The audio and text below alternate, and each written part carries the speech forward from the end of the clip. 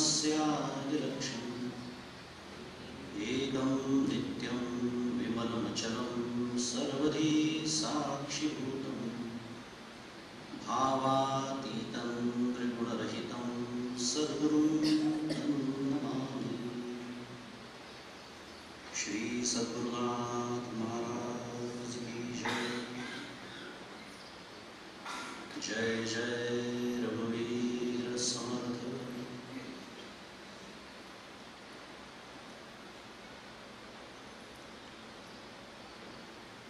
भगवान श्री गोपाल कृष्ण यांच्या श्रीचरणी शिरसाष्टांग वंदन। सद्गुरु परमपूज्य डॉक्टर काका यांच्या चरणी शिरसाष्टांग वंदन। परमपूज्य मंदाताई या माझ्या सद्भाग्याने इथे उपस्थित आहेत, त्यांच्या चरणी शिरसाष्टांग वंदन। पूर्ण आचार्य वृंद इथे बसलेला आहे, त्यांना मनोभावे नमस्कार। तुम्ही श्रोते जगदीश मूर्ती, तेथे माझी व्युत्पत्ती किती, बुद्धिहीन अल्पमती सर्गी करीतोष्ण। सर्वांना सप्रेम अभिवादन। विषयाचा उल्लेख झालेलाच आहे आणि वेळही सांगून ठेवलेली आहेच मर्यादित। त्या वेळेमध्ये आणि त्या वेळेचं भान ठेवून आपण थोडंसं आज या शुभ सकाळी परमपूज्य मंदाताईंचा शब्द चिंतन करूया। आपल्याला माहिती आहे की परमपूज्य काकांच्या सिद्धहस्त लेखणीतून आणि प्रासादिक वाणीतून विस्तृत असं वाङ्मय आपल्या सर्वांच्या भाग्याने उपलब्ध झालेलं आहे।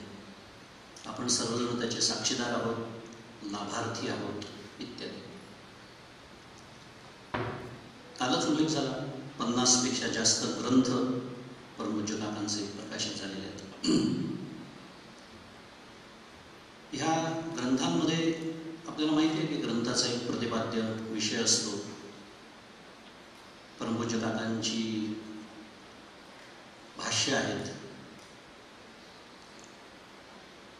खरं आम्हाला आचार्य म्हणतात सगळे, पण खरे आचार्य तेच आहेत, कारण ज्यांनी प्रस्थानत्रयीवरती भाष्य केलेलं आहे त्यांना आचार्य असं म्हणतात। मुद्दा असा की एखादं भाष्य असेल, एखादा ग्रंथ असेल, एखादा तो विषय असतो, त्या ग्रंथाचा एक सलग असा तो विषय त्याच्यात मांडला जातो। पण काकांच्या लेखनाचा अजून एक प्रकार आहे, जे लेख आणि कविता, जो आपल्या सगळ्या अभ्यास वर्गाचा प्रतिपाद्य विषय होतो। तर हाच लेख असं नाही, पण इतर लेखी आपण जेव्हा वाचतो किंवा अभ्यासतो तेव्हा एक गोष्ट अशी जाणवली की हे जे ग्रंथ आहेत शास्त्रीय, त्याच्यामध्ये ज्या शास्त्र सिद्धांतांचं प्रतिपादन परमपूज्य डॉक्टर काकांनी केलेलं आहे, तर ते घेऊन जणू काही एक सुंदर रांगोळी काढावी असे हे लेख आहेत। एक एक लेख म्हणजे अशी एक एक वेगवेगळी रांगोळी आहे, त्याच्यामध्ये परमपूज्य काकांनी पुन्हा अजून विचारांचे रंग भरलेले आहेत। असं या लेखांचं स्वरूप आहे। कारण त्या हे मी का बोलतोय तर आज ज्या लेखाबद्दल आपण थोडासा विचार करणार आहोत त्याचा शीर्षकाचा उल्लेख झालेलाच आहे। पारमार्थिक पाप असं त्याचं शीर्षक आहे। साधारण 2 पानांचा लेख आहे। विचार केला तर लेख असा फार मोठा असं नाही, पण त्या 2 पानांच्या लेखांमध्ये परमपूज्य काकांनी 16 प्रमाण दिलेले आहेत। किती? 16। मुद्दा काय सुरू आहे? हे सिद्धांत असे आपल्याला जो विषय मांडायचा आहे त्या विषयाला धरून मग ती प्रमाण ज्ञानेश्वरीतली असतील, दासबोधातली असतील, उपनिषदातली असतील, दाख्यातली असतील इत्यादी। पण ह्याला म्हणून मी रांगोळी शब्द वापरला की ते घेऊन अशी एक सुंदर रांगोळी काढतात आणि त्याच्यात अप्रतिम रंग भरतात। आता हे परमपूज्य काकांचं कार्य आहे। मला काय शिकायचं आहे त्याच्यातून? साधारण मला हे शिकायचं आहे की विचारांचा विकास कसा करायचा असतो। परमपूज्य काकांनी हे अनेक वेळ बोलूनही दाखवलेलं आहे प्रवचनांमधून, पण एक त्यांचा तो आग्रह राहिलेला असं म्हटलं तरी चालेल की आपल्या विचारांचा विकास झाला पाहिजे. कारण परमपूज्य काका नेहमी सांगतात की विचार हे सर्वश्रेष्ठ साधन आहे. कारण आपण आत्तापर्यंत जे करत आलो तो सगळा अविचारच होता आणि आहे. त्यामुळे त्याचा मुकाबला स्वाभाविकपणे विचारानेच करावा लागतो. मग तो विचार कसा करावा हे शिकायचं असेल ना तर हाही चष्मा घेऊन तुम्ही परमपूज्य काकांचे लेखवाचा अभ्यास. अशी कल्पना करा की हा विषय तुम्हाला दिला किंवा आपल्याला मला दिला, समजा मला लिहायला सांगितलं, तुम्ही कसा लिहिल आणि परमपूज्य काकांनी कसं लिहिलं, कसं शास्त्राची प्रमाणं, कशी संतांची प्रमाणं घेत आपल्या विचारांचा विकास करायचा असतो, हे खूप शिकण्यासारखं आहे त्या लेखामध्ये. तर असा एक विलक्षण शीर्षक असलेला काल उल्लेख झाला होताच की परमपूज्य काकांचे शीर्षक जे आहेत ना लेखांचे, तिथूनच चिंतनाला सुरुवात होती, तिथूनच होती. काल आपण एका शीर्षकाबद्दल ऐकलं. तसंच हे पारमार्थिक पाप. नुसतं पाप नसतं का म्हणता आलं, नुसतं पाप किंवा पाप पुण्य अशा पद्धतीचं काहीतरी शीर्षक देता आलं असं नाही. पारमार्थिक पाप याचा अर्थ पापाचं वर्णन तर डॉक्टर काकांना करायचं आहेच, पण त्याला त्यांनी विशेषण लावलं. कोणतं? पारमार्थिक. मग इथे चिंतनाला सुरुवात होते की मी याचा अर्थ अजून कुठली पापं असतील का? जर डॉक्टर काका पारमार्थिक पापांबद्दल बोलणार आहेत तर मग अजून काही पापांचे प्रकार असू शकतात. इथून चिंतनाला सुरुवात होते आणि आपण बघूया त्याच्यामध्ये. पण सुरुवातीला पाप म्हणजे काय, परमपूज्य काकांनी जी व्याख्या त्या लेखामध्ये केलेली, आपल्याला लेखाला धरूनच चिंतन करायचं. कारण परमपूज्य काकांचे लेख हा विषय आहे आपल्या प्रवचनाचा. आणि तो लेख काही जणांनी वाचला असेल, काही जणांनी वाचला नसेल, हे गृहीत धरून वाक्याला तशी मांडणी करावी लागते. तर तो वाचला तुम्ही नाही आहे असं गृहीत धरून आपण बोलतोय. तर परमपूज्य काकांनी त्याच्यामध्ये व्याख्या पहिली गोष्ट केली. आपण टप्प्याटप्प्याने समजून घेणार, छान एकदम, काही कुठे क्लिष्टपणा नाही, गोंधळ नाही, सोपं एकदम. पाप म्हणजे काय? हिताच्या आड येतं ते पाप. थोडी मांडणी वेगळ्या पद्धतीने करतोय मी, लेखात तसं नाही आहे, पण आपल्याला समजून घेण्याच्या दृष्टीने काय व्याख्या केली आहे पापाची, लेखातलीच व्याख्या करू. हिताच्या आड येतं ते पाप. मी त्याला अजून विशेषण लावलेलं नाही आहे, त्याचं कारण सांगितलं, फक्त हिताच्या आड येतं ते पाप. मग आता परमपूज्य काकांनी त्याचे दोन प्रकार केले. एक लौकिक आणि त्याला पारमार्थिक असं म्हटलं, आपण त्याला अलौकिक म्हणूया. त्या लौकिक शब्दात साधेच असं लौकिक अलौकिक. म्हणजे परमपूज्य काका दोन प्रकारची पापं आपल्याला सांगतात जे आपल्या हातून घडत असतात. आता लौकिक पापामध्ये जर आपण विचार केला तर आपल्या लक्षात येतं की दुसऱ्याचा संदर्भ असतो. म्हणजे आता एक उदाहरण, मी आता व्याख्या काय केली म्हणून मी व्याख्या केली, व्याख्या कधीही विसरायची नाही. काय व्याख्या आहे? हिताच्या आड येतं ते पाप. आता मी जसं समजलो माझ्या हिताच्या जे आड येतं ते पाप. समस्या ही आहे, माझं हित हे मला कळत नाही. माझं हित मला असं वाटतं ना, मला श्रीमंत व्हावं, मला खूप पैसा मिळावा, मला प्रसिद्धी मिळावी, सगळ्यांनी माझंच कौतुक करावं, हे सगळे माझ्या हिताच्या व्याख्या आहेत. मग त्याच्या आड येणाऱ्यांना जर पाप म्हणायला लागलो मी तर कल्पना करा काय भयानक अवस्था होती. म्हणून ह्या लौकिक पापाची व्याख्या करताना दुसऱ्याचा संदर्भ आहे. म्हणजे काय? दुसऱ्याच्या हिताच्या आड मी येऊ नये असा संदर्भ. आणि तुकाराम महाराजांनी अतिशय साध्या सोप्या भाषेत आपल्याला तेच सांगितलं. काय? पुण्य सगळ्यांना पाठ आहे, सगळ्यांना पाठ असलेलं ते एक चरण आहे, परोपकार पापते परोपकार. हे समजायला सोपं. याचं फारसं विवेचन करण्याची गरज नाही, कारण आपल्या सगळ्यांच्या अनुभव विश्वाचा तो भाग आहे, कारण ते आपण करतच आलो आहे. म्हणून तो पूजेच्या शेवटी मागायला लागते की क्षमा भगवंताच्या पुढे. पूजा झाल्यावर त्यांना माहिती आहे षोडशोपचार पूजा, हर दिशा पाप सुरू आहेत, क्षमा कर, कळत न कळत. विषय मुख्य लेखाचा जो आहे तो अलौकिक पाप हा आहे, म्हणजे पारमार्थिक पाप हा आहे. आणि त्याच्यामध्ये आता आपल्याला विशेषण जोडायचं. काय? माझ्या शाश्वत हिताच्या आड जे येतो त्याला म्हणायचं पारमार्थिक. जाऊ द्यायचं, छान टप्प्याटप्प्याने आपल्याला समजून घ्यायचं. आणि परमपूज्य काकांनी हे पण छान लक्षात आणून दिलं त्या लेखामध्ये की मी जर व्यावहारिक पाप करत असेल, त्याला मी लौकिक शब्दाचा वापरला, व्यावहारिक म्हणा, त्याला आपण न्याय, नीती, धर्म हे सगळं म्हणतो, या दृष्टीने किंवा दुसऱ्याला दुःख देणं अशी व्याख्या आपण केली, या दृष्टीने जर मी पाप करत असेल तर त्याचा परिणाम माझ्या पारमार्थिक याच्यावरती पण होतो. उदाहरणार्थ, मी दुसऱ्याला दुःख दिलं, मी चोरी केली, मी दुसऱ्याला लुबाडलं, बुडवलं, मी खोटं बोललो, याची टोचणी लागते की नाही?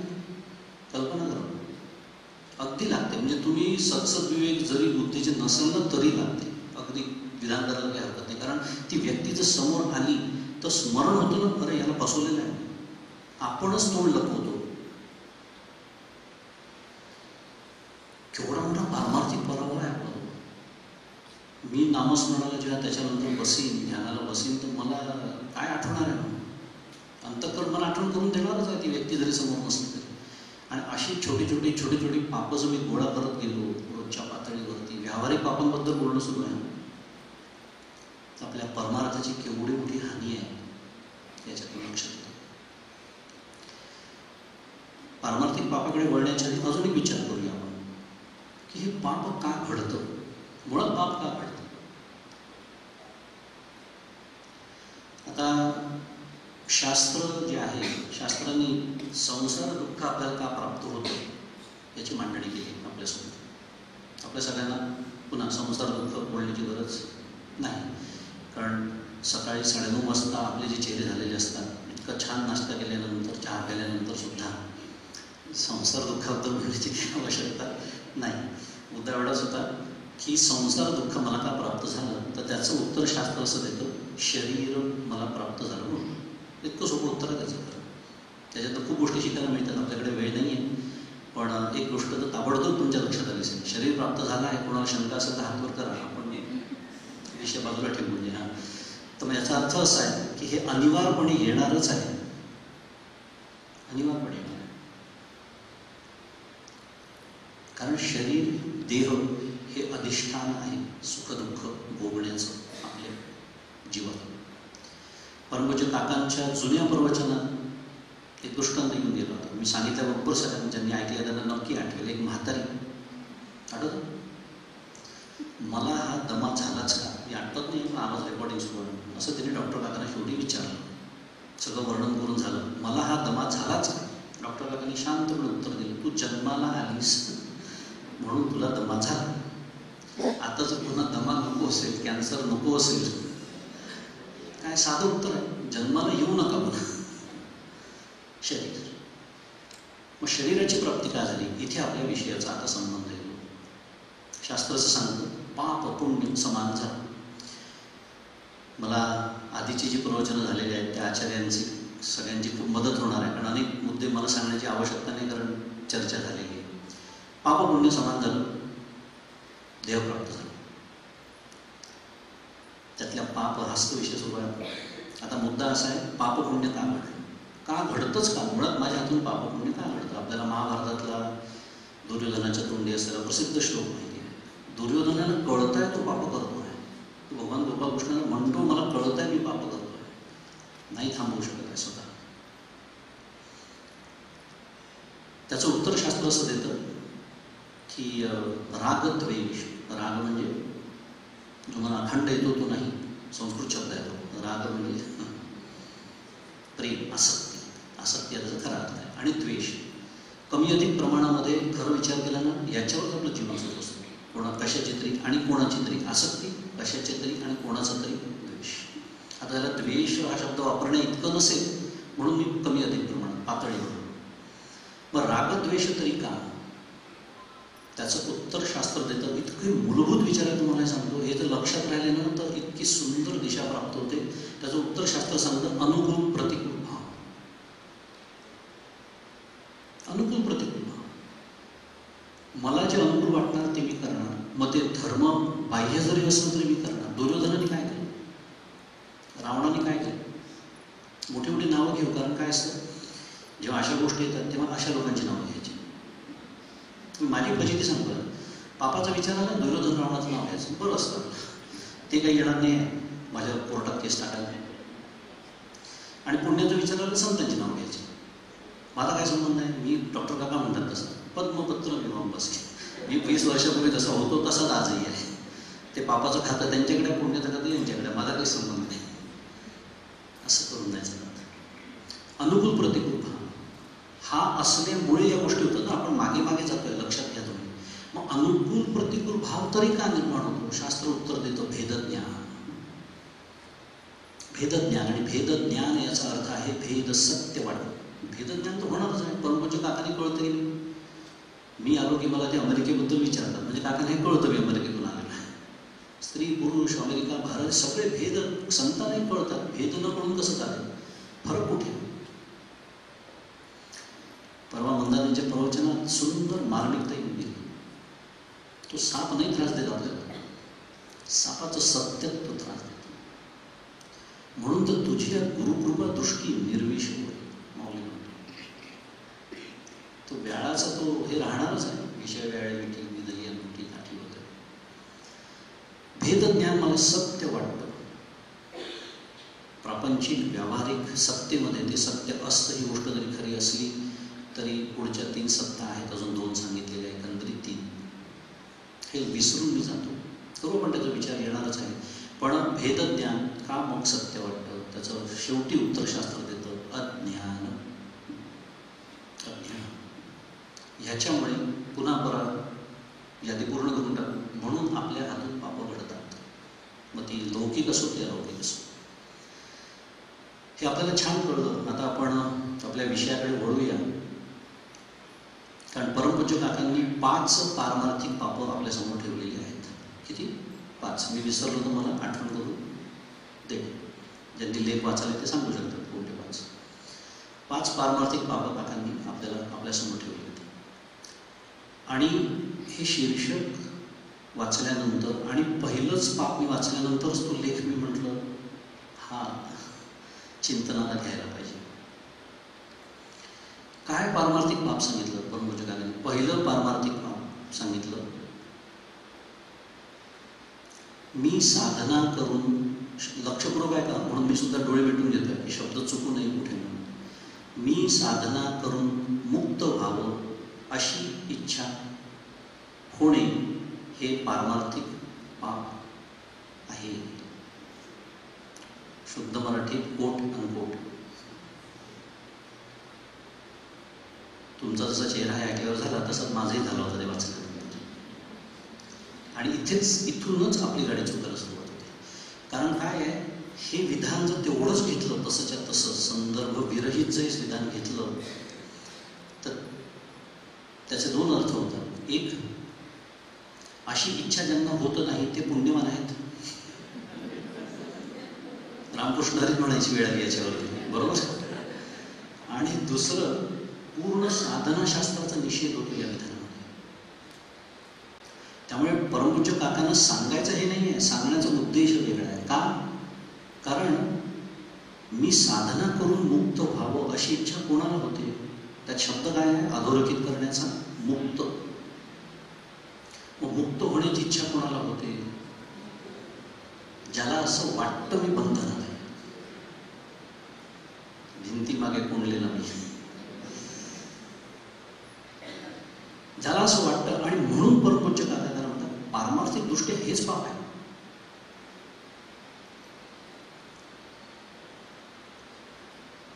मुक्त होता परी बळे झाला बद्ध, घेऊन या छंद माझे माझे. पाप पुण्य अंगी घेतले जडून, तुकाराम महाराज म्हणतात. पाप पुण्य घेतले अंगी जडून, वर्म न कळे करता कोण करतो तो, अशी ती अभंग आहे. सुंदर तुकाराम महाराजांनी याच परमपूज्य काकांनीच हा अभंग त्या लेखामध्ये दिलेला आहे. कारण हा अभंग अशी इच्छा होण्याला पाप, ती जी व्याख्या परमपूज्य काकांनी केली आहे पहिली पारमार्थिक पापाची, ती या अभंगावरतीच आधारित आहे.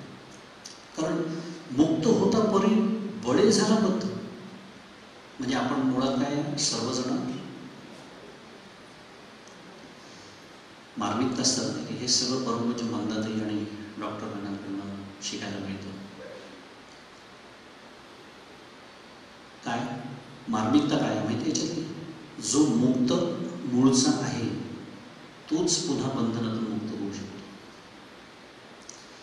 पोपट पिंजऱ्यात ठेवतो की नाही आपण त्याला बंधनात घालतो, तो मुक्त होऊ शकतो का? होऊ शकतो. कसा वगैरे तो विषय सोडून देऊ, पण का होऊ शकतो? तो मूळचा मुक्त आहे म्हणून. आपण त्याला टाकतो पिंजऱ्यामध्ये आपल्या सुखासाठी. स्वराज्य हा माझा जन्मसिद्ध हक्क आहे आणि तो मी मिळवणारच आहे. सगळं शिकलो आपण, कोणाचं वाक्य सगळ्यांना माहिती आहे, सांगण्याची आवश्यकता नाही. असं ते काय म्हणाले? करावर विचार. तिथे तर परमार्थाचा तसा थेट संबंधही नाही, पण त्या शब्दातच आहे जन्मसिद्ध हक्क आहे. कारण मूळचे आम्ही मुक्तच होतो. आपल्या दुर्दैवाने हजारो वर्षांची परकीय आक्रमण आणि नंतर 150 वर्षांचे गोऱ्या ब्रिटिशांचं आणि नंतर 70 वर्ष काळ्या इंग्रजांचं राज्य होतं आपल्यावरती.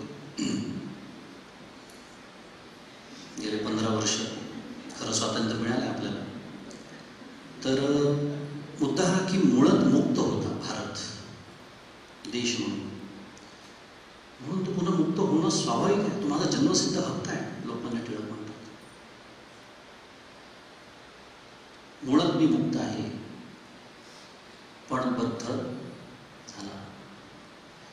कशामुळे ते सांगण्याची आवश्यकताच नाही. पुन्हा मग अशीच म्हणून मी तर तेच तर जपत असतो दिवसभर, मी माझं माझं मी माझं. आणि म्हणून याला परमपूज्य काका पहिलीच व्याख्या आहे, याला पारमार्थिक पाप, पहिलं पारमार्थिक पाप असं स्पष्ट लिहिलेलं आहे त्याच्यामध्ये. मुळात कसं चुकत दिलं.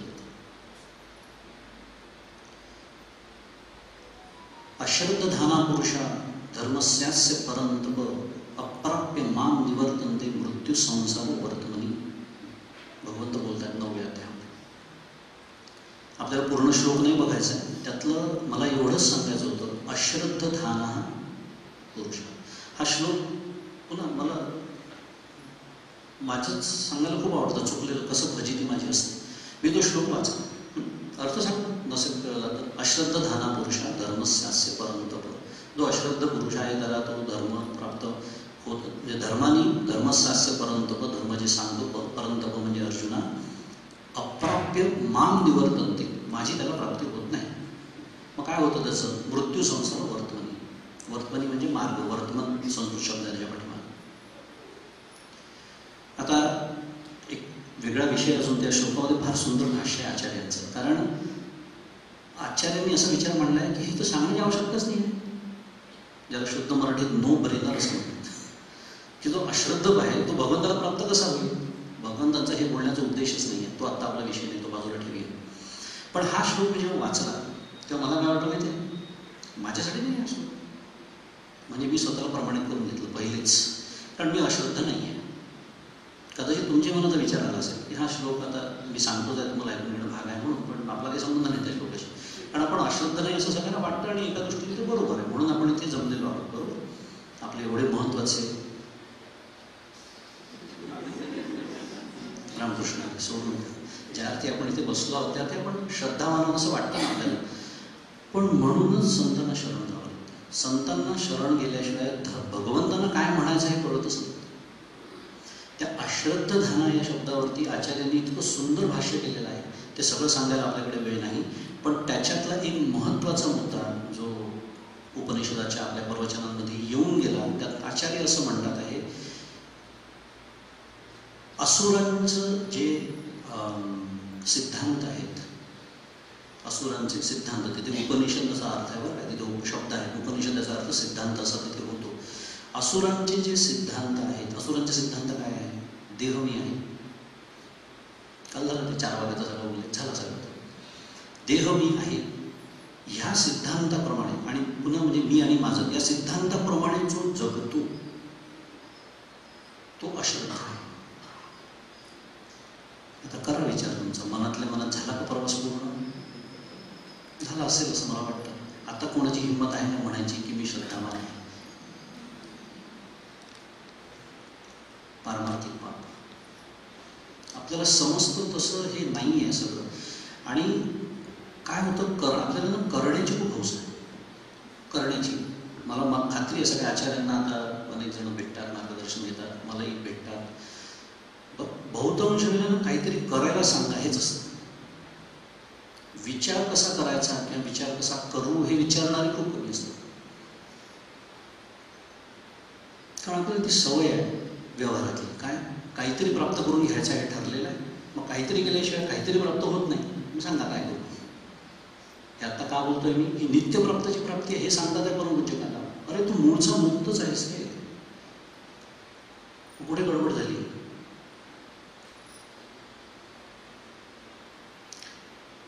बेसन पंधरे तेची होईल, पंधरे करायचं ना आपल्याला. जीवा ब्रह्मत्व आहे संकल्प रूपी.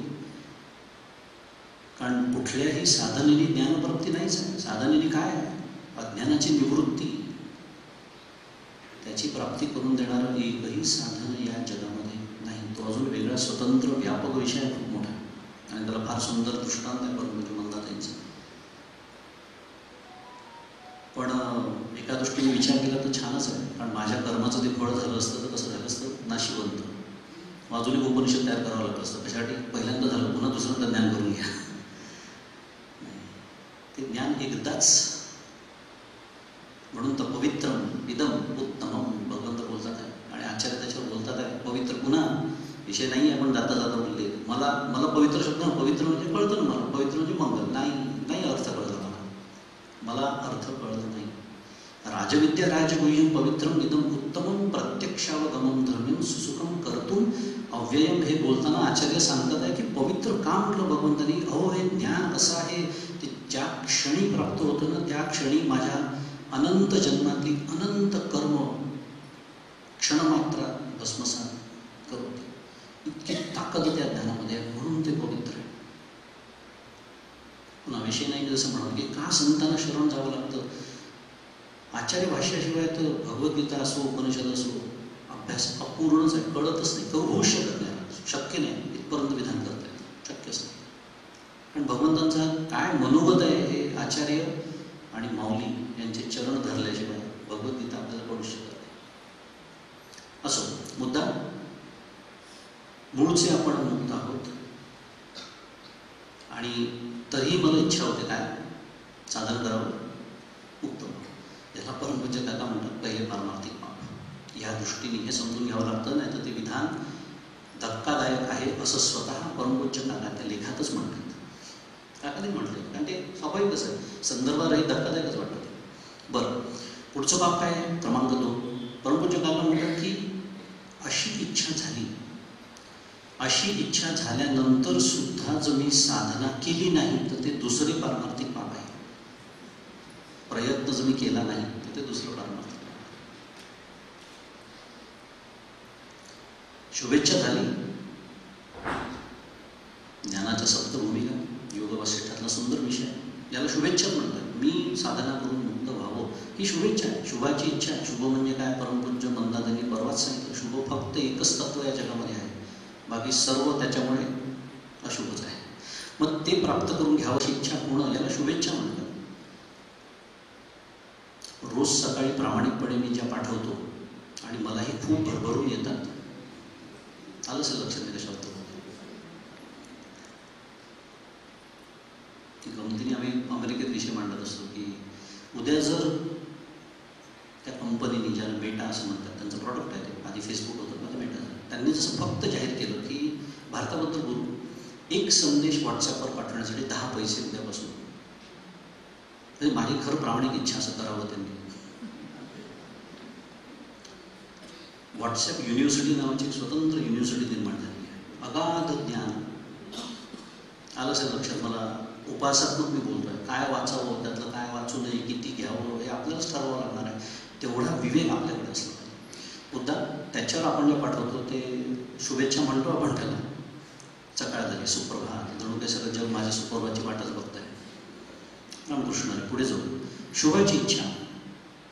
पण त्याप्रमाणे तसं न वागणे दुसरं पारमार्थिक पाप. शुभेच्छा, सुविचारणा. ज्ञानाची पुढची भूमिका आहे. म्हणजे सुंदर चिंतनातून असं लक्षात आलं की या लेखाला अतिशय सुंदर समांतरचा विषय, ज्ञानाच्या सप्त भूमिका अप्रत्यक्षरित्या त्या लेखामध्ये आलेल्या आहेत. म्हणजे ज्ञानाचा हा जो प्रवास आहे तो तुम्ही करा, फक्त हे निषेधात्मक वर्णन की हे न केल्यामुळे त्याला पाप, कारण पाप त्याचं शीर्षक आहे म्हणून, आणि हे करणं म्हणजे पुण्य. त्याच्या उलट सरळ सरळ गणित आहे. हे जर पाप असेल तर ते न करणं किंवा त्याच्या उलट काही करणं म्हणजे पुण्य. परमपूज्य काका म्हणतात की तशी होते, अनेकांना होते, तुम्हालाही अनुभव असतील की कधी कधी काहीतरी एखादं येतात कोणी नवीन लोक प्रवचन ऐकायला, काहीतरी एखाद्या कार्यक्रमात येतात पारमार्थी, बस पण त्यांचं तेवढ्या पुरतीच राहून जातं, पुन्हा ते आपले येणे माझ्या मागे, they are back to their routine.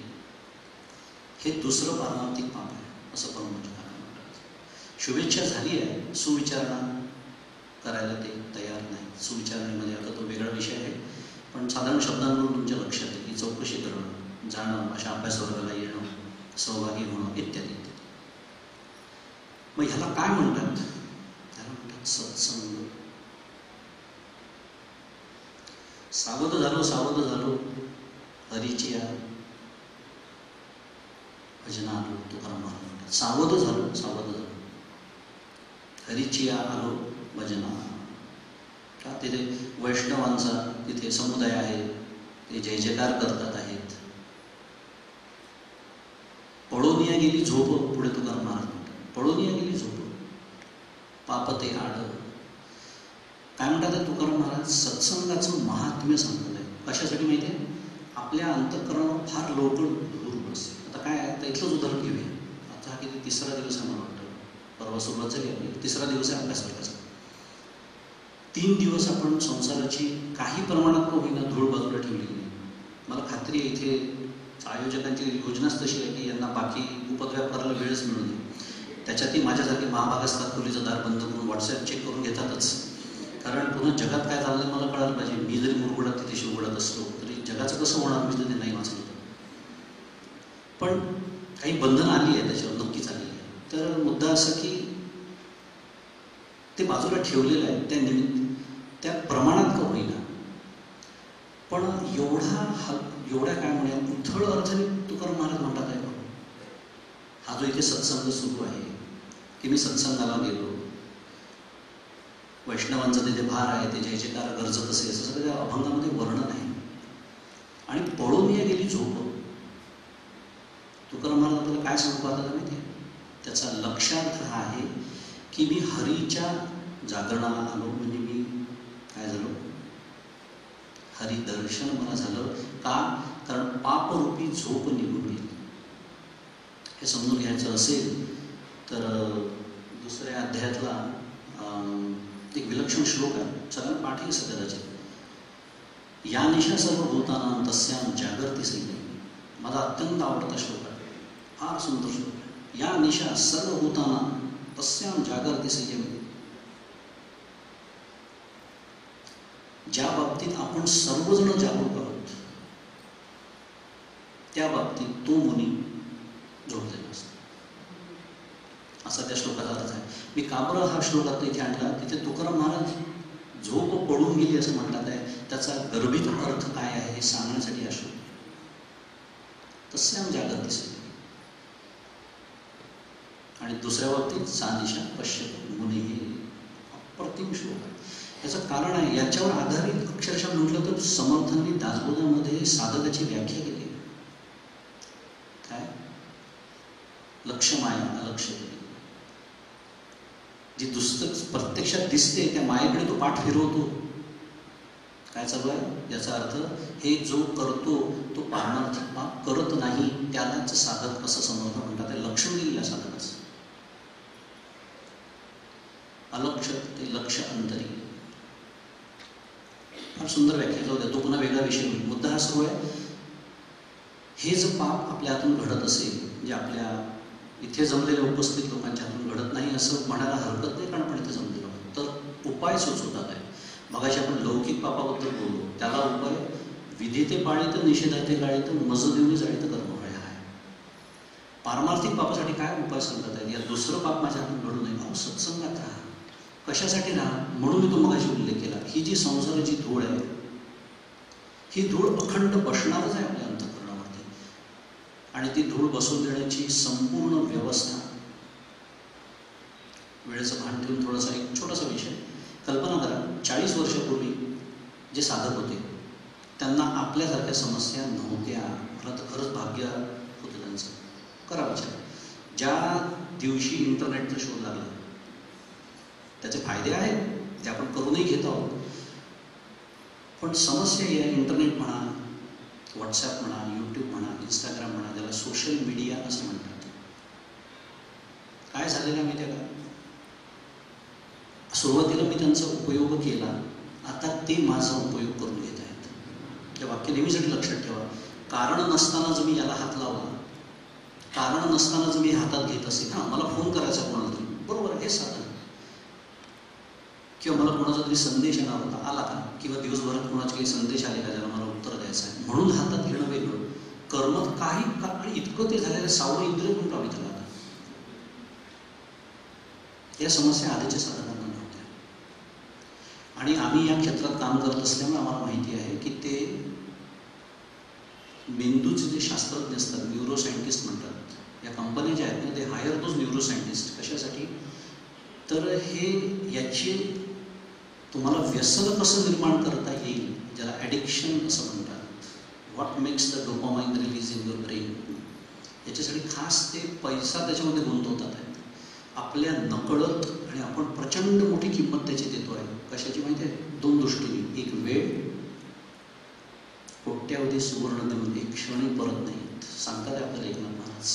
पैसा गेला, कमवत आहे, सगळं काही कमवत आहे, वेळ नाही, कोणीच नाही. आणि दुसरं, त्याने जो कचरा आतमध्ये येतो, कचरा, त्याला जो शब्द परमपूज्य काकानेच दिलेला आहे. म्हणून तर भगवंत माझ्या अंतःकरणात प्रकट का होत नाही? एवढा कचरा रोज भरायचा, रोज. खोली झाडतो मी, स्वच्छ करतो, अंतःकरण झाडायला मी तयारच नाही. या समस्या मुद्दा नव्हता आधीच्या साधकांना. आपल्याला अजून सावध होणं भाग आहे. हा विषय सुरू आहे. आणि कशासाठी बोललो? म्हणून सत्संग, म्हणून सत्संग, म्हणून डॉक्टर काकांनी जागोजागी अभ्यासक्रम सुरू करायला सांगितले. का? या तुम्ही एकत्र या, दारोदाचा अभ्यास करा, एकत्र या, ज्ञानेश्वरीचा अभ्यास करा. तुमच्यातलं कोणी असेल त्याला 4 गोष्टी तुमच्यापेक्षा जास्त चांगल्या माहिती आहेत, त्याचं मार्गदर्शन घ्या. त्याची मर्यादा संपली, अजून कुठे जा, हे त्या मार्गदर्शन करणाऱ्याने लक्षात ठेवावं लागतं. परमपूज्य काकांनी केला आहे त्याचा उल्लेख. मला काकांचं अजून काय जाऊ द्या, सद्गुरूंचं किती वर्णन करू. एक मूल्य आणि मर्यादा हा शब्द काकांनी मला जो दिला ना 30 वर्षापूर्वी, मी प्रत्येक क्षेत्रामध्ये तो वापरतो. माझ्या दिशाच जीवनाची बदलून गेली. प्रत्येक गोष्टीला मूल्य आहे, पण प्रत्येक गोष्टीला मर्यादा पण आहे. आणि ती मर्यादा लक्षात घेतली नाही, बरोबर असो. दुसरं पाप. तिसरं पाप परमपूज्य काका म्हणतात आहे की ही अशी इच्छा झाली, साधना पण करतो आहे, पण ती ज्ञानपूर्वक न करणं, हे तिसरं पारमार्थिक पाप आहे. काय सांगतात? ज्ञानपूर्वक न करणं. आंधळे गरुडाचे पाख आहात, ते कवणात पेल्या जातील. माऊली बोलते सत्कर्माबद्दल. जर ज्ञानाविणं जर मी सत्कर्म करत असेल, आणि तुम्हाला एवढंच इथे बोलतो, मला वेळेची फार मर्यादा आहे, पण हे मी बोलायला हवं कारण माझ्या आनंदासाठी बोलतो. आपण किती भाग्यवान आहोत की आपल्याला परमपूज्य डॉक्टर काका आणि परमपूज्य मंदाताई, श्रद्धेय मुळे शास्त्री हे लाभले आहेत. हे कळायला सुद्धा खूप वर्ष जाऊ लागतं. हे मी विधान खूप जाणीवपूर्वक आणि जबाबदारीने करतो आहे. का? कारण हे तिसरं पारमार्थिक पाप हे मला विधान करायला लावत आहे. आणि विशेषतः मी अमेरिकेमध्ये इतर संप्रदायांबरोबर कार्य करतो. सगळ्यांचे उद्देश छान असतात, साधना त्यांना चांगलीच सांगितली जाते, पण तुम्हाला आश्चर्य वाटेल, सगळ्या संप्रदायाचे लोक वेदांत भास्कर या बॅनर खाली म्हणूया काम करतात. का? कारण त्यांना असं काहीतरी मिळत आहे जे तिकडे नाही मिळालं. हा त्याचा स्पष्ट अर्थ आहे. भारतात काय होतं? भारतात संख्या खूप आहे. आपलं शिवगडचं किंवा परमपूज्य काका परिवार असं म्हणूया. मग तिकडे काय? गजानन महाराज परिवार, गोंदवलेकर महाराज परिवार. आपापल्या कृषात चाललेलं असतं त्यांचं, की छान चाललं, काही प्रश्नच नाही, कारण तिथे त्यांना गरज भासत नाही. पण तिथे काय होतं? तिथे आम्ही भारतीय लोक एकत्र येतो. मग कोणीतरी गजानन महाराजांचा भक्त असतो, कोणी गोंदवलेकर महाराजांचा भक्त असतो. आणि परमपूज्य काकांनी आम्हाला ते मार्गदर्शन केलेलंच आहे. तो जो वेगळा विषय, मी तिकडे आता जात नाही. मुद्दा माझा एवढाच होता, त्यांना काय मिळतं हे मला सांगायचं. आम्हाला जे प्राप्त झालं काकांकडनं, मंदाताईंकडनं, मुळशास्त्रीकडनं, जे आम्हाला प्राप्त झालं, जे आम्ही त्यांना देतो आहे ते त्यांना इतर ठिकाणी मिळत नाही. म्हणून न बोलवता येतात आणि एकदा आले की चिकटूनच राहतात, सोडतच नाही. आणि माझ्या अजून एक लक्षात आलं, त्याचा चांगला परिणाम त्यांच्यावर काय होतो माहिती आहे? ते जेव्हा परत जाऊन त्यांच्या संपर्काचा अभ्यास करतात, ते लोक म्हणतात ते गजानन विजय ग्रंथात ती ओवी तुम्ही वाचली का? तुम्ही परवा ते सांगत होते मंदन, कळलं ना आता? गजानन विजय वाचतातच आहे, 15 वर्ष झाली, पण आता इकडले प्रवचन ऐकल्यामुळे त्यांना त्या ग्रंथांमध्ये सुद्धा काय समज हवं कळायला.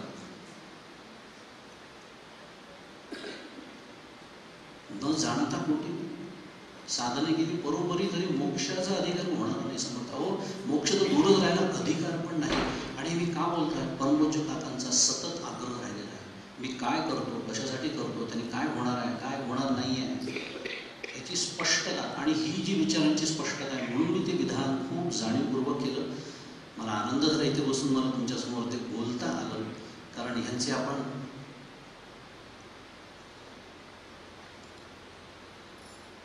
कितीही उतराई व्हायचं ठरवलं तरी होऊ शकणार. याचं कारण आहे,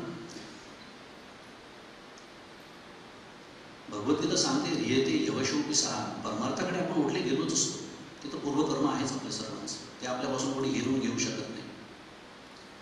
पण ह्यांच्या सर्वांचा दाव असतो का, याच्याबद्दल मी बोलतो. ह्याच्यातनं कळतं की त्यांचं जीवनातलं स्थान काय आहे, काय स्पष्टता दिली आहे. मला सांगतो, विचार लेझर शार्प आहे होतो.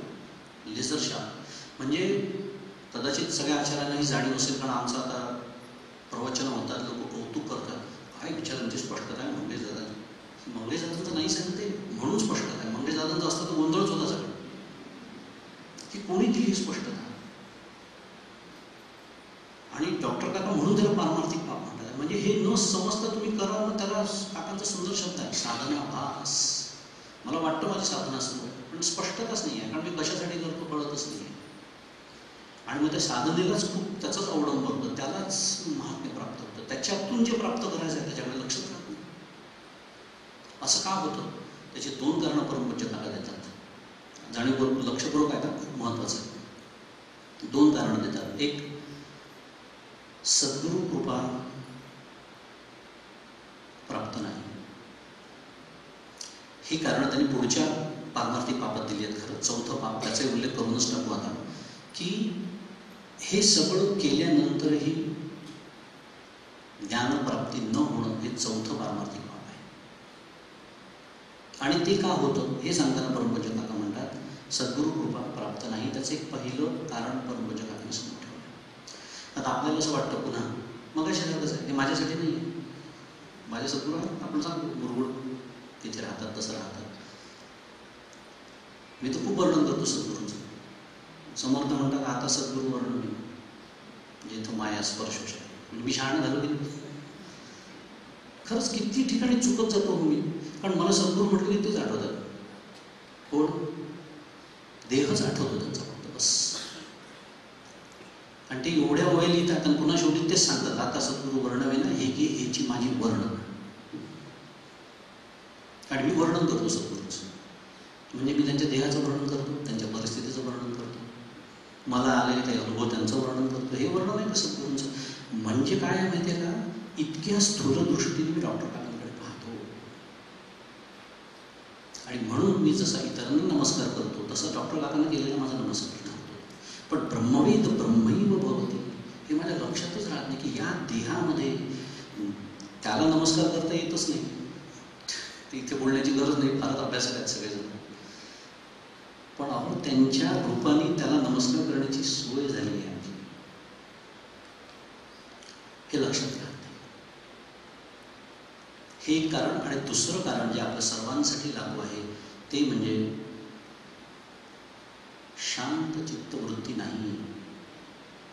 मूढा घोरा तथा ते पंचदशीतला परमपूज्य काकांनी श्लोक घेतला.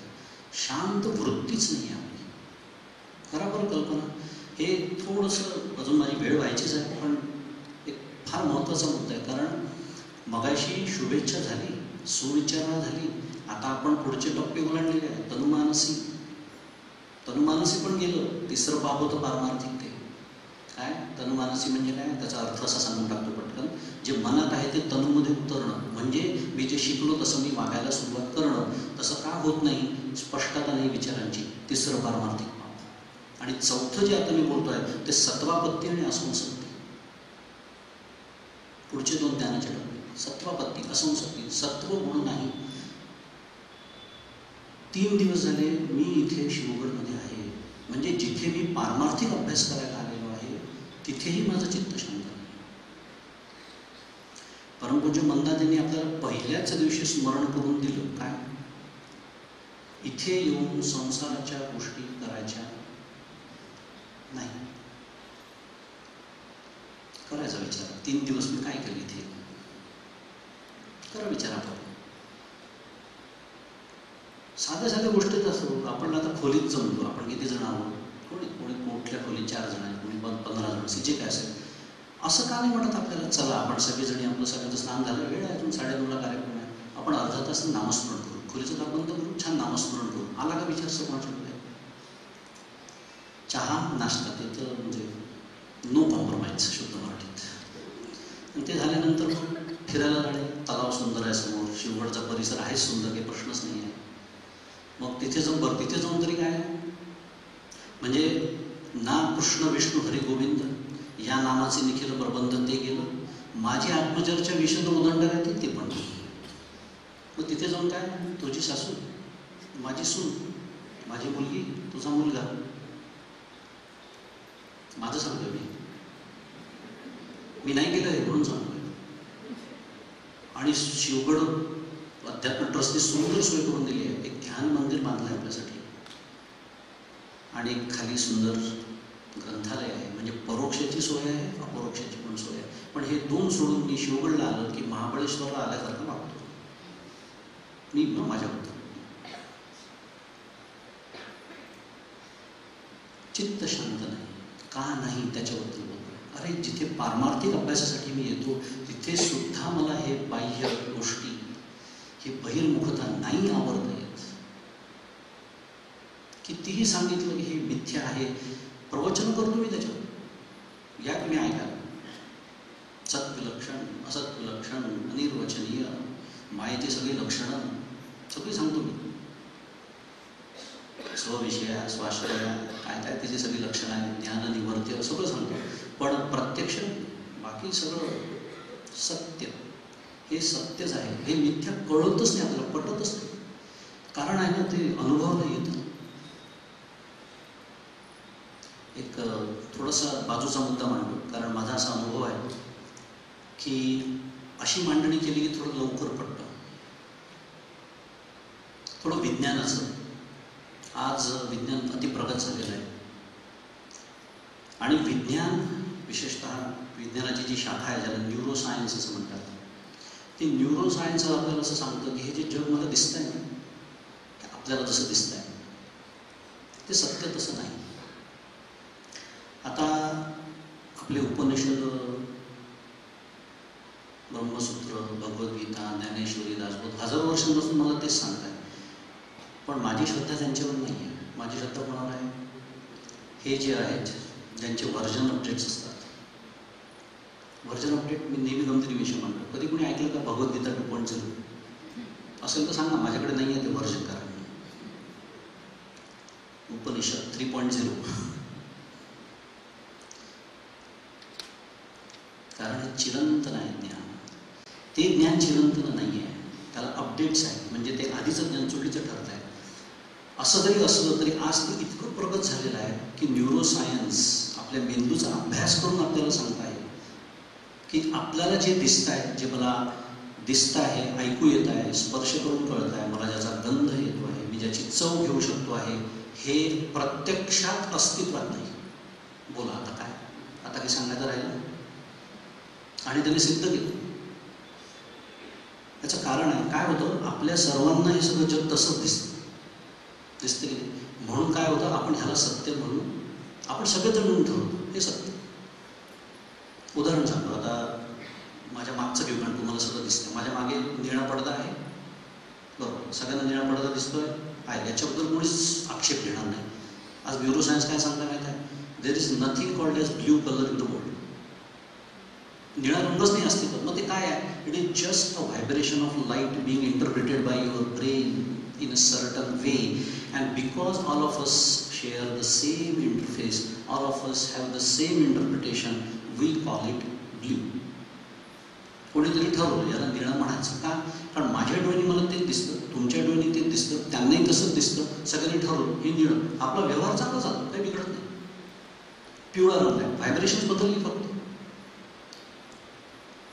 मी न्यूरोसायन्सची भाषा सांगतोय, काही संबंध नाही परमार्थाची. त्या शास्त्रज्ञांना अश्वत्थधानामध्ये पहिल्या यादीत आहेत ते, पण आज तेच सांगतात. हे मी का मांडणी करतो? थोडीशी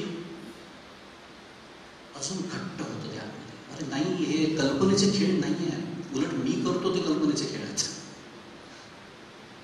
न्यूरोसायन्स सांगते there is nothing called as color, there is nothing called as taste, there is nothing called as smell. It is just the interpretation. आणि म्हणून इंग्लिशमध्ये छान वाक्य आहे, परसेप्शन इज द रियालिटी. आपल्या सगळ्यांचं perception, because all of us perceive the world in the same way and fashion, we define it as a reality. And what right do I have? माझ्या घरचं पुत्र मला शिकवतं काय, मला जे आवाज ऐकू येतात किंवा मला रादर जे ऐकू येत नाही ते त्याला ऐकू येतात. तुम्हाला माहिती आहे, अनुभव आहे. दिवाळीच्या दिवसात कुत्रे पलंगाच्या खाली जाऊन लपतात तिकडे, कारण फटाक्यांचे आवाज जे आपल्याला येतात त्याच्यापेक्षा वेगळं त्यांना काहीतरी ऐकू येतं. प्रश्न असा आहे, मग मला जे ऐकू येतं तेवढंच जग आहे हे म्हणण्याचा अधिकार मला कोणी दिला? तो कुत्र शिकवत आहे मला, ते मांजर शिकवते आहे, ते घुबड शिकवत आहे. ज्याला दिसतंय रात्री मला नाही दिसत. मुद्दा काय आहे? आपल्या पंचज्ञानेंद्रियांनी मला जे कळतं आहे ते सत्य नाही, ते मिथ्या आहे. म्हणून त्याला असत नाही म्हटलं, कारण निळा दिसतो ना सगळ्यांना, व्यवहार चालतो ना. अरे इथे निळा नका लावू, इथे पिवळा लावा, असं सांगू शकतो आपण. व्यवहार चालतो, व्यवहार ठीक आहे. तो जरी फार सुंदर वेगळा विषय आहे. आता पंचदशीत फार सुंदर तो श्लोक येतो, मला फार आवडतो. वास्तवी निर्वचनीयाच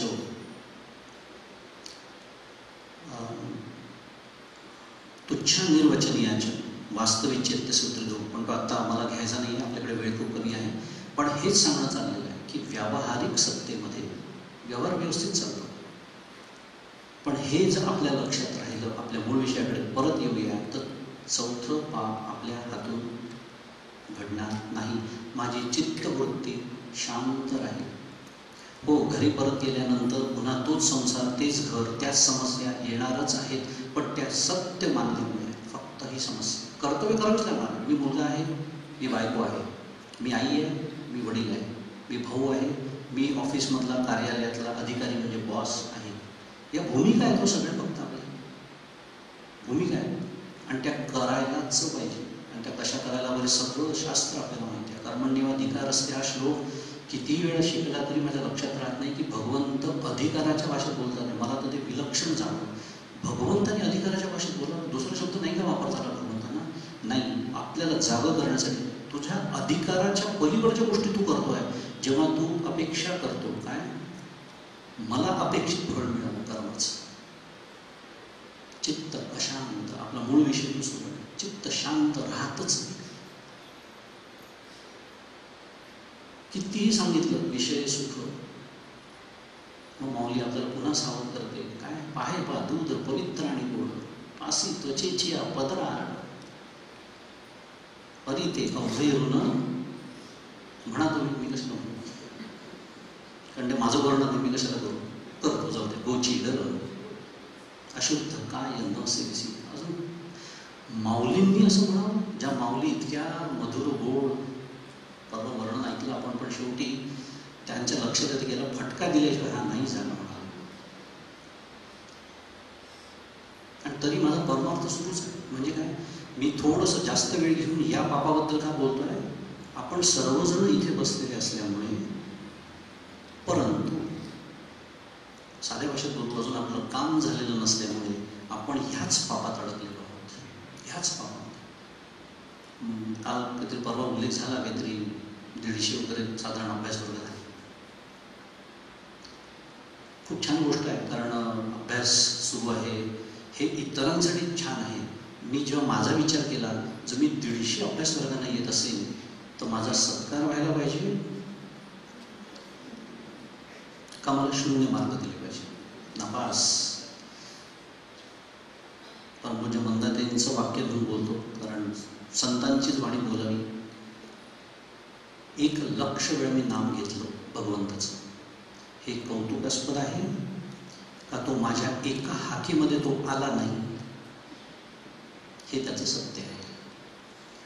तो एका हाकेत येत नाही म्हणून दुसरी हाक आहे, दुसऱ्यात येत नाही म्हणून तिसरी आहे, तिसरीत येत नाही म्हणून चौथी आहे. पण मला कौतुक एकच आहे, 1,00,000 आवडतं. परमपूज्य काका म्हणतात त्याचं काय पुढे सगळे कार्यक्रम करायचे, त्या वया दाखवायच्या लोकांना वगैरे वगैरे. त्या रामाशी मला काहीच घेणं देणं नसतं. मला कौतुक माझं करा तुम्ही, माझं 1,00,000 10,00,000 जे काही असलं. पण काय मार्मिकता मंदाताईंनी लक्षात आणून दिली. ते सुंदर भजन आहे ना, कौन कहते भगवान आते नाही. सुंदर भजन आहे की माँ यशोदा जैसे भुलाते नाही. ती भूमिका मी धारणच करू शकत नाही, मग कशाला येणार भगवंत. आणि ते आतमध्ये एवढा कचरा असतो. मुद्दा असा आहे, आपलं चित्त शांत नाही, निर्विकार चित्त पाहिजे. परंतु मंदाताईंकडनं मी शिकत असेल तर हे शिकतो, निर्विकार. बघा त्यांच्याकडे, परमपूज्य काकांकडे बघा, इथे बसलेले असतात पण आपल्यात नसतात. ते हा अनुभव तर अनेकांनी घेतले, अनेकांनी घेतले. आणि मी त्यांच्यात नसतो म्हणजे प्रत्यक्षात, पण व्हॉट्सॲप आणि फोनच्या माध्यमातून त्यांच्यात असतो. ही माझी अवस्था आहे. एवढी प्रचंड घरी आहे. ते आपल्यात प्रत्यक्षात असतात पण आपल्यात नसतात. का? आणि चित्त निर्विकार आहे. कौतुक आहे संचिताचे, चालू दे, मला इथे बसवता, बस तिकडे बसायला सांगतात, काका चहा पाहिजे, आणून दे, चालू द्या तुमचं, तुम्हाला आनंद मिळतो ना त्याच्यामध्ये. परंतु म्हणतात निर्विकार आपलं चित्त नाही आणि त्याच्यामुळे अनुभव नाही आहे. आणि शेवटचा मुद्दा, आपली वेळ होत आलेली आहे. मुद्दा म्हणजे 5वं पाप. हा आत्ता आपल्यासाठी फक्त शुद्ध मराठी थेरॉटिकल विषय आहे. माझ्या दृष्टीने बोलतो, थेरॉटिकल विषय आहे, पण समजून घेण्यासाठी अत्यंत महत्त्वाचं आहे. आणि ते 5वं पाप सुद्धा आपल्या हातून घडू नये. परमपूज्य काका म्हणतात की ज्याला असं वाटतं मला ज्ञान झालेलं आहे, त्याच्या पुढचं वाक्य पण महत्त्वाचं आहे, असं जो सांगतो ते तर महान पाप आहे. पण ज्याला असं वाटतं मला ज्ञान झालेलं आहे, हे 5वं पारमार्थिक पाप आहे. म्हणजे मी हे वाचलं, मी कपाळाला हातच लावलो, एवढं सगळं करायचं. काका सांगतात ना, एवढं सगळं करायचं आणि पुन्हा बोले ना बोलू देईन. पण हे सत्य आहे. कारण काय, मगाशीच म्हणून इतकी सुंदर उपक्रम आणि उपसंहाराची एक वाक्यता लक्षात आली या लेखामध्ये. कारण आता शेवटच्या 2 पदार्थाभाविनी आणि तुर्यगाबद्दल बोलणं सुरू आहे की जिथे त्या अनुभवाची आता जाणीवही शिल्लक नाही. आणि जोपर्यंत जाणीव शिल्लक आहे, इथं जाणीवतेची देवी अखिलेपण मिरवे तेची पुणे आम्ही जाहलो ऐसे म्हणे तो काहीच माऊलीने देऊनच टाकलेला आहे. फटका एक, हा फटका खाणं हे भाग्याचं बरं, पण तिथपर्यंत पोचायला असा अर्थ आहे त्याचा. माझा तोही अधिकार नाही. काय की गंमती जमतीच असतात परमार्थ. केलोपनिषदेत सांगून ठेवला, यस्य मतम तस्य मतम, यस्य मतम न वेद सांग. काय सुंदर वर्णन करतं. यस्य मतम, त्याची पदच्छेद आहे त्याचा. यस्य अमतम तस्य मतम, ज्याला असं वाटतं मला नाही ज्ञानप्राप्ती त्याला झाली. ऐकलंय आपण अनेक वेळा. यस्य मतम तस्य मतम, यस्य मतम न वेदसा अविज्ञातम विजानता, अविज्ञातम विजानता, विज्ञातम अविजानता. हे विलक्षण आहे डॉक्टर काका, ते क्षेत्रच विलक्षण आहे. याचं कारण आहे, मला एकरूपता समजूच शकत नाही. एकरूपता होऊन होणारं ज्ञान, ज्ञातृज्ञा विहीन, हे ज्ञान मला समजतच नाही. मी 20-25 वर्ष जरी झाले मला परमार्थात तरी. आणि परमपूज्य काकांचं एक अतिशय सुंदर वाक्य त्या लेखातच आलेलं सांगून टाकतो तुम्हाला. सोपं वाक्य, काका नेहमी सोपं करून सांगतात. काय, आपल्या सगळ्यांना असणारं ज्ञान आणि होणारं ज्ञान आपण 1000 वेळा ऐकलं आत्तापर्यंत त्यांच्याकडून, सगळ्यांकडून, बरोबर. काकांचं वाक्य असं आहे, असणारं ज्ञान होत नसतं. काय सुंदर वाक्य, सिंपल बट पॉवरफुल. असणारं ज्ञान होत नसतं आणि मी अखंड होणाऱ्या ज्ञानाच्याच मागे लागतो. आयुष्यभर. त्याच्यामुळे हे असणारं ज्ञानही मला एक दिवस होईल आणि होईल म्हणजे ते झालेलं मला कळेल असंच वाटत राहतं. म्हणून हा 5वा फटका आहे, म्हणून हे 5वं पारमार्थिक पाप आहे. ती जाणीव जर शिल्लक असेल ती पण चालत नाही, सहजता असं म्हणतात. त्या निर्विकल्प समाधीचे म्हणून सुद्धा 2 भाग केले, अद्वैत भावना रूप, अद्वैत अवस्थान रूप. हे करावे का लागले? त्याच्यासाठी अजून जाणीव शिल्लक आहे. जाणीव म्हणजे जाणीव देतो की माय झाला, मायेचा प्रांत सुरू सहज अवस्था. बहुत काळ लागतो आपल्याला माहिती आहे, सर्व संतांनी मार्गदर्शन केलेलं आहे. पण इथपर्यंत पारमार्थिक पापाची व्याप्ती आहे. आणि म्हणून मी सांगितलं की सांगणं सुरू आहे, ते काय करायचं हे सांगणं सुरू आहे, पण निषेधात्मक पद्धतीने परमपूज्य काकांनी मांडणी केलेली आहे. पापाची भाषा असल्यामुळे पुण्याची भाषा असती तर हेच होकारात्मक पद्धतीने मांडता आलं असतं. असा हा लेखाचा विषय. वेळ आपली झालेली आहे. फार सुंदर विषय आहे. मी जसं म्हणालो की या लेखाचं चिंतन आपण सर्वांनी जरूर करावं. विशेषतः 4थं पारमार्थिक पाप, ज्याच्यामध्ये आपण सर्वजण अडकलेलो आहोत असं थोडं धारिष्ट्याने म्हणता येईल. कारण अभ्यास आपला सगळा सुरू असून अजूनही माझी प्रगती होत नाही असं ज्या प्रामाणिक साधकाला वाटतं सगळ्यांना वाटतं, बोलून दाखवतात तर तसं नाही आहे. पण ज्याला वाटतं ना त्याने एक समजून चालावं. परमपूज्य काकांनी तिथे निकष देऊन ठेवला आहे. कृपा तर ते बोलले, आपल्याला वाटतं अनुग्रह झाला म्हणजे कृपा झाली. परमपूज्य म्हणतात त्यांनी अनुग्रहाचा अर्थ फार वेगळा गेला आहे. त्याच्यामुळे जेव्हा त्यांच्यासारखं मला ते करतात तेव्हा ती कृपा पूर्ण होते, त्याला खरा अनुग्रह म्हणतात. आणि मग ते का करत नाही आहेत? मी तर वर्षातून 7 वेळा येतो मुरगुडला, मग ते का नाही करत आहेत? याचा अर्थ असा आहे, मुरगुडला येणं हा त्याचा निकष नाही. निकष काय आहे? बाळा, तुला सांगितलंय काय करायचं आहे ते कर. इतका अशांत अशुद्ध चित्त घेऊन तू माझ्याकडे येतोय, अरे मी तर तयारच आहे, तू तयार नाहीस, अशी समस्या. इथे आपण सर्वजण अडकलो आहोत. त्याचा या 4थ्या पापाचा विशेषतः अभ्यास करा आणि कसं माझं चित्त मला निर्विकार ठेवता येईल त्याच्यासाठी हे सगळं मिथ्या कसं आहे, ज्याचा आपण न्यूरोसायन्सच्या दृष्टीने थोडासा विचार केला की आज विज्ञानही ते सांगत आहे की इट इज जस्ट परसेप्शन. आणि शेवटचा मुद्दा सांगतो की आपण आपला जो मेंदू आहे हा it is a finite instrument and you cannot fathom infinite with finite. आणि म्हणून तिथे बुद्धी आणि मनाचं काम नाही आणि मी बुद्धीनीच त्याला जाणायला जातो शेवटपर्यंत. म्हणून बुद्धी जाणे आणि न जाणे ही असं विचारसागर रहस्याच्या मंगलाचरणामध्ये म्हटलेलं आहे. कारण तिथे वृत्ती व्याप्तीसाठी बुद्धी लागते, पण नंतर बुद्धी चालतच नाही. परवा एक दृष्टांत दिला होता, तो सांगतो आणि थांबतो. या देवळात मला जायचं आहे, आता देवळासमोर देऊळ येते. आधी आम्ही यायचो शिवगडला, तेव्हा जायचो. कोणाला तरी विचारतो देऊळ कुठे आहे, ते देवीचं देऊळ आहे ना पुढच्या डोंगरावर. तेव्हा ते बघ मग जो झेंडा दिसतो ना, तो भगवा झेंडा, ते देऊळ. माझं काम झालं. माझं काम काय झालं? कारण मी इथे उभा होतो आणि मी इथून चौकशा करून आलो देऊळ कुठे.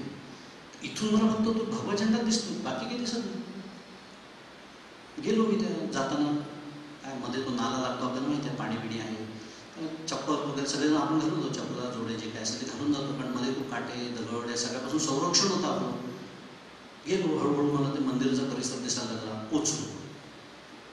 आता मी तिथे पोचलो, आता आतमध्ये प्रवेश करायचा आणि नंतर गर्भगृह.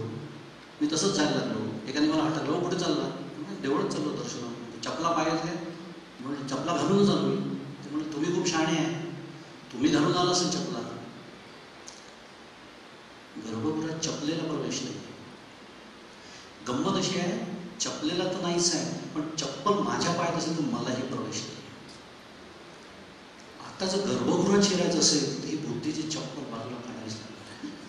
तिने मला तिथपर्यंत नेलं, छान काम करून दिलं माझं. आता तिचं बाहेर नाही काढली, गर्भगृहात प्रवेश नाही. मग आता चपलेचं कौतुक करत बसा.